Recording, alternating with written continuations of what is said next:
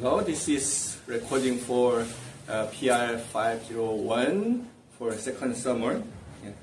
예, 반갑습니다. 오늘 말씀의 제목은 새 술은 새 부대에 이렇게 하겠습니다.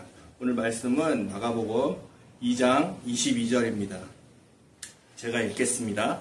새 포도주를 낡은 가죽 부대에 넣는 자가 없나니 만일 그렇게 하면 새 포도주가 부대를 터뜨려 포도주와 부대를 버리게 되리라. 오직 새 포도주는 새 부대에 넣느니라 하시니라. 아멘. 여러분 혹시 포도주를 직접 잠가 보신 적이 있으신가요? 예, 아멘. 저는 여기에 오기 전에 사우디에서 회사 파견으로 2년 정도 있었는데요. 사우디는 이슬람 국가라서 술과 돼지고기가 엄격하게 금지되어 있습니다. 그렇다고 그래서 참 먹고 싶어 하는 사람들이 많겠죠. 그렇다고 그래서 그거를 또 이렇게 참아야 되지만 참지 못하고 구하는 사람들이 있어요. 두 가지를 모두 좋아하는 사람들한테는 굉장히 안타까운 얘기죠. 그래서 보통 거기서 술을 먹고 싶으면 직접 담가 먹는 사람들이 있습니다. 예, 저도 유튜브를 통해서 이제 포도주 담그는 법에 대해서 동영상을 본 적이 있는데 혹시 해보셨나요, 여러분? 예, 저는 굉장히 간단합니다. 포도를 이렇게 따가지고 포도를 사가지고 사가지고 검은색 포도 사가지고 그거를 알을 다 이렇게 뗀 다음에 떼서 이제 큰 항아리 같은데 담습니다. 담고 나서 이거를 손으로 이렇게 주물주물 만져가지고 조금 터트려 줘야 돼요. 그 다음에 거기다가 설탕을 집어넣어요.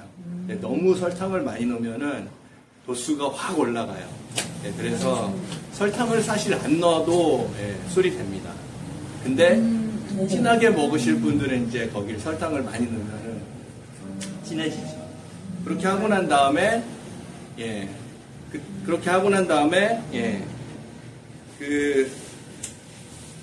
껍질을 터뜨린 다음에 병에 넣고 그 다음에 그 위에 비닐을 씌우고 난 다음에 그 다음에 비닐을 이렇게 묶습니다.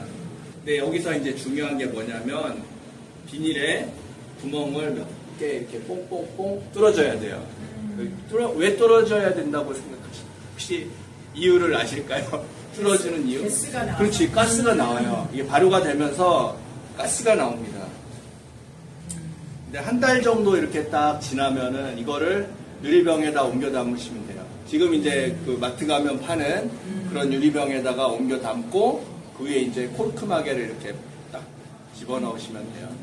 근데 옛날에는 코르크 마개는 이제 숨을 쉬잖아요. 그래서 공기가 왔다 갔다 할 수 있죠. 근데 옛날에 이제 예수님이 계셨을 때는 그런 코르크 마개도 없고 유리병도 없었어요. 그러니까 포도주를 담그면 가죽 부대를 썼는데 가죽 부대를 꽁꽁 이제 묶어 놓죠. 묶어 놓으면은 이제 속에서 이제 포도주가 숙성이 되면서 가스가 나오는데 가죽이니까 이게 좀 늘어나거든요. 그래서 견딜 수가 있어요. 견딜 수가 있는데 만약에 이 가죽 부대를 다시 새 포도주를 담근다 그러면은 가죽 부대가 이미 늘어났잖아요. 더 늘어날 수 없으니까 이거를 다시 집어넣어 놓으면은 터지는 거예요. 그러니까 이제 예수님이 새 술은 새 부대에 담아라 이렇게 말씀을 하신 거죠. 그러니까 포도주를 새로 담는다는 것은 그러니까 새로운 진리, 새로운 상황은 그것을 담을 수 있는 새로운 부대가 필요하다라는 것입니다. 세상은 계속 변하는 거예요. 세상은 계속 변하고 있고 사실 여기 이제 가만히 있어도 세상은 변하는데 여기 계신 분들은 이제 다들 한국을 떠나서 문화도 다르고 언어도 다르고 모든 것이 다른 미국에 와 계시잖아요. 정말 적응하느라고 얼마나 고생이 많으셨습니까? 저는 이제 3년째 학교를 다니고 있는데 아직도 수업 시간에 영어로 수업을 듣는 것도 쉽지 않은데 디스커션을 하자고 그러면은 굉장히 이제 식은땀이 나요. 그때부터. 왜냐면 수업을 듣는 거는 수업 들을 때는 못 알아들어도 이렇게 하고 앉아있으면 되는데 디스커션 하자고 그러면 얘기를 하다 보면은 내가 알아들었는지 못 알아들었는지 상대방이 알잖아요.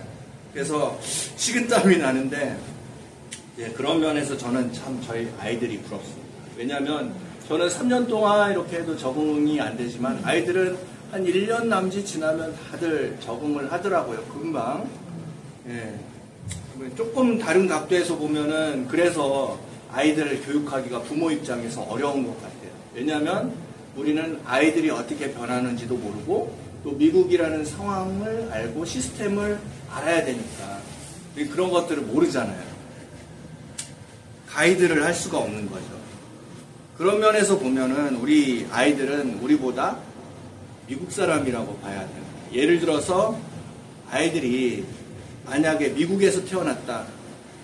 뭐 껍데기에는 이제 한국 사람인데 아이들이 미국에서 태어났다 그러면은 미국에서 교육을 받고 미국 시스템에 따라서 살아가고 미국 사람들이랑 같이 살아가는 거잖아요. 그러니까 하드웨어는 한국 사람인데 소프트웨어는 미국 사람인 거죠.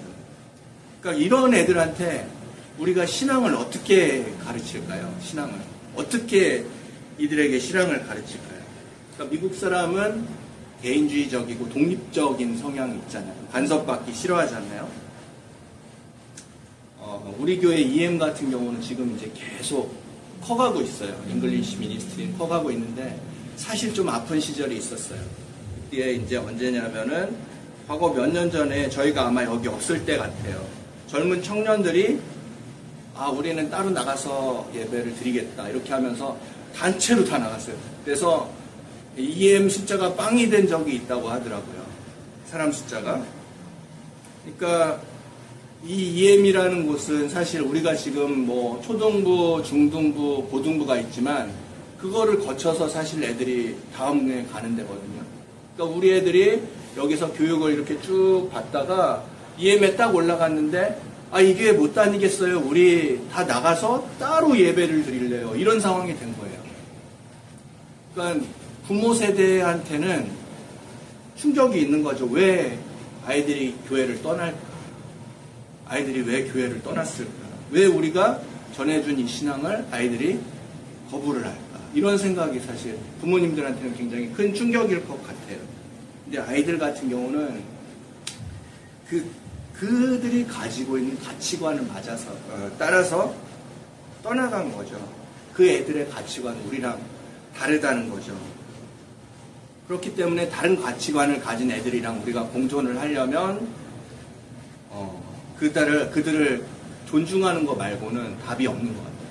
이 아이들을 존중하고 다른 생각을 가진 이 아이들, 다른 가치관을 가진 이 아이들을 존중하는 것 말고는 답이 없다라는 거죠. 그래서 예수님은 새 술은 새 부대에 담아야 된다라고 말씀을 하신 것 같아요. 그만큼 우리가 부모로서 어떤 유연함이 필요하다라는 말씀이죠. 1900년대 우리나라에 선교사님들이 들어오시면서 복음을 전하기 위해서 그분들은 한국말을 배우셔야 됐고 그 다음에 양복을 안 입고 이제 한국식 옷을 입고 한국에서 복음을 전하셨어요. 그들이 알고 있던 모든 것을 다 버려야지 복음을 전할 수 있었으니까. 우리 아이들은 사실 우리는 이제 전도의 대상이라고 생각을 하잖아요. 그런데 아이들이 만약에 우리랑 문화가 다르면 그 아이들은 우리가 전도를 하는 게 아니라 그 아이들은 선교의 대상이라고 봅니다. 신학교에서는 다른 문화를 가진 사람을 전도하는 것을 선교라고 얘기를 해요. 그렇기 때문에 이 아이들에게 선교를 하는 마인드를 갖지 않으면 아이들이 정상적으로 이렇게 신앙을 가지기가 쉽지 않다라는 것이죠. 그런 의미에서 우리 전도사님은 선교사님이라고 불러야 드려야 될 수도 있어요. 네. 네. 근데 사실 이제 미국이랑 어떤 서구가 근대 선교 방식에 대해서 이렇게 반성할 때 1900년대, 1950년대 이렇게 선교를 하면서 그때 많은 선교를 했지만 반성하는 것들이 있어요. 마치 십자군들이 십자가 들고 창 들고 정복을 한 다음에 복음을 전한다라는 틀을 가지고 똑같은 그 틀을 적용을 해서 전도를 하고 선교를 하러 나갔었어요. 그러니까 선교사님들이 어떻게 왔냐면 군함을 타고 왔어요. 군함을 타고 와가지고 포를 빵빵빵 쏘면서 거기에 이제 상륙을 해가지고 우리 전도해야 되니까 조약을 맺고 이 사람들 보호해줘. 우리 선교할 수 있게 해줘. 이렇게 이제 선교를 시작을 했어요. 근데 우리나라 같은 경우도 그런 케이스가 있었지만 중남미나 아프리카 같은 경우는 훨씬 더 심하게 했죠, 사실은.